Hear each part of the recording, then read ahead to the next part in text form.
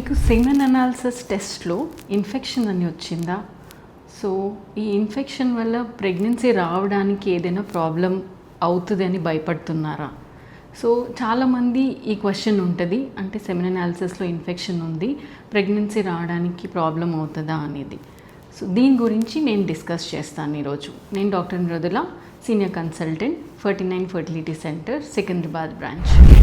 So semen అనాలిసిస్లో అసలు infection అనేది ఎందుకు వస్తుంది, దీన్ని ఎట్లా డయాగ్నోస్ చేయాలి, దీనికి సిమ్టమ్స్ ఏమైనా ఉంటాయా, ఇవన్నీ క్లియర్గా డిస్కస్ చేద్దాం. సో సెమెన్ అనాలిసిస్ టెస్ట్ చేసినప్పుడు మనకి ఒకవేళ ఇన్ఫెక్షన్ ఉంటే దానికి కొన్ని సైన్స్ ఉంటాయి, లైక్ పస్ సెల్స్ ఎక్కువ ఉండడము టెస్ట్లో, ఆర్ సెమెన్ అనాలిసిస్లో కొంచెం అబ్నార్మల్ ఫైండింగ్స్ ఉండడము, లైక్ మోటిలిటీ తక్కువ ఉండడము, కౌంట్ తక్కువ ఉండడము, ఆర్ బ్యాక్టీరియల్ సైన్స్ కొన్ని ఉంటాయి. సో ఇవన్నీ చూసినప్పుడు ఇది ఇన్ఫెక్షన్ ఉంది అనేది మీకు డాక్టర్ డయాగ్నోస్ చేస్తారు. అసలు ఇన్ఫెక్షన్ రావడానికి కారణాలు ఏముంటాయి? సో ఇన్ఫెక్షన్ అనేది ఎప్పుడైనా ఎవరికైనా రావచ్చు. మెయిన్ రీజన్స్ వచ్చేసి యూటీఐస్, అంటే యూరినరీ ట్రాక్ట్ ఇన్ఫెక్షన్స్ కనుక ఒకవేళ ట్రీట్ చేయనప్పుడు అవి రీప్రొడక్టివ్ ట్రాక్ట్కి స్ప్రెడ్ అయ్యే ఛాన్స్ ఉంటుంది. And some times UTI ignore చేస్తూ ఉంటారు, అది సివియర్ అయిపోయి మనకి రీప్రొడక్టివ్ సిస్టమ్ కూడా స్ప్రెడ్ అయ్యి ఇందులో ఇన్ఫెక్షన్ లాగా రావచ్చు. కొంతమందికి హై బ్లడ్ షుగర్స్ ఉంటాయి, వాళ్ళు ముందు సిమ్టమ్స్ ఏం లేవు, టెస్ట్ చేసుకోరు.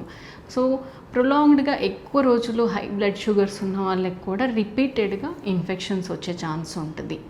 హైజీన్ సరిగా లేకపోవడం వల్ల కూడా రికరెంట్గా ఇన్ఫెక్షన్స్ అనేది రావచ్చు. ఇవన్నీ కాకుండా సెక్షువల్లీ ట్రాన్స్మిటెడ్, అంటే పార్ట్నర్ వల్ల కూడా ఇన్ఫెక్షన్స్ అనేది స్ప్రెడ్ అవ్వచ్చు, వైఫ్ అండ్ హస్బెండ్కి స్ప్రెడ్ అవ్వచ్చు సెక్షువల్లీ ట్రాన్స్మిటెడ్. సో ఈ ఇన్ఫెక్షన్ దేనివల్ల వచ్చినా కూడా మనకి ఇన్ఫెక్షన్ ఉంటే సిమ్టమ్స్ ఉంటాయా?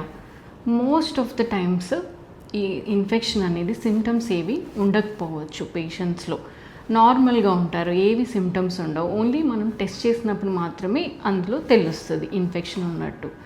చాలా కొద్ది మందికి కొన్ని సిమ్టమ్స్ ఉండొచ్చు. ఏముంటాయి అంటే, కొంతమందికి బర్నింగ్ మిచ్యురేషన్ ఆర్ ఇజాక్యులేషన్ అప్పుడు పెయిన్ ఉండొచ్చు, అంటే యూరిన్ వెళ్ళినప్పుడు పెయిన్, లేదంటే ఇజాక్యులేట్ చేసినప్పుడు పెయిన్ ఉండొచ్చు. కొంతమందికి సిమెన్లో బ్లడ్ కూడా ఉండొచ్చు, యూరేథ్రల్ డిశ్చార్జ్ ఉండొచ్చు. సో ఇవన్నీ చాలా తక్కువ మందిలో ఉంటాయి. చాలా సివియరిటీ ఎక్కువ ఉన్నప్పుడు మాత్రమే ఈ సిమ్టమ్స్ చూస్తాము. చాలా ఎక్కువ మందిలో ఏవి సిమ్టమ్స్ ఉండవు. సో దీన్ని ఎలా ట్రీట్ చేసుకోవాలి, దీనివల్ల ప్రెగ్నెన్సీకి ప్రాబ్లం అవుతుందా? సో ఈ టెస్ట్ చేసి మనం ఇన్ఫెక్షన్ ఉంది అన్నప్పుడు కొన్ని యాంటీబయాటిక్స్ ఇవ్వడం ద్వారా ఈజీగా క్యూర్ అయిపోతుంది సెమెన్ ఇన్ఫెక్షన్ అనేది. యాంటీబయాటిక్ కోర్స్ ఇస్తారు.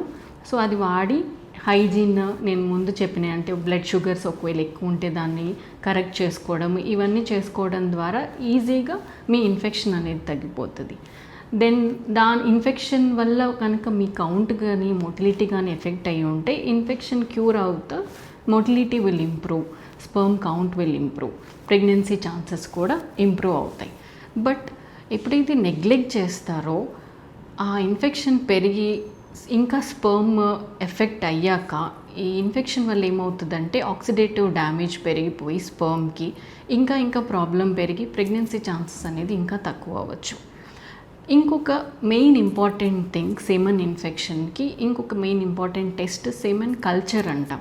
సో ఈ సెమెన్ కల్చర్లో ఎవరికైతే రిపీటెడ్గా మనం ఇట్లా పస్సెల్స్ చూస్తున్నామో యాంటీబయాటిక్స్ ఇచ్చిన తర్వాత కూడా వీళ్ళకి ఇంకొక టెస్ట్, కల్చర్ అండ్ సెన్సిటివిటీ అనే టెస్ట్ యాడ్ చేయొచ్చు. ఇందులో మనకి అసలు ఏ బ్యాక్టీరియా వల్ల ఇన్ఫెక్షన్ వస్తుంది, ఏ యాంటీబయాటిక్ యూస్ చేస్తే మనకి కంప్లీట్గా రిజాల్వ్ అయ్యే ఛాన్స్ ఉంటుంది అనేది క్లియర్గా ఉంటుంది రిపోర్ట్లో. సో దాన్ని బట్టి మనము వాళ్ళకి ఏదైతే కరెక్ట్ యాంటీబయాటిక్ అది ఇచ్చి ఆ కోర్స్ కరెక్ట్గా వాడడం వల్ల మళ్ళీ రావడానికి ఛాన్సెస్ తక్కువ ఉంటాయి. సో సెమెన్ అనాలిసిస్లో ఇన్ఫెక్షన్ అనేది చాలా కామన్, దాని గురించి భయపడిన అవసరం లేదు. బట్ ఇగ్నోర్ చేయడం అనేది ఆ ప్రాబ్లమ్ని ఇంకా పెంచి ప్రెగ్నెన్సీ రావడానికి ప్రాబ్లం కూడా పెరగవచ్చు. సో ఎప్పుడైతే ఇన్ఫెక్షన్ ఉందని డయాగ్నోస్ అవుతే మీ దగ్గరలోని ఫర్టిలిటీ స్పెషలిస్ట్ని కలవండి, వాళ్ళ అడ్వైస్ తీసుకొని వాళ్ళు ఇచ్చిన మందులు వాడడం ద్వారా ఈజీగా ఈ ప్రాబ్లమ్ని క్యూర్ చేసుకోవచ్చు. Thank you.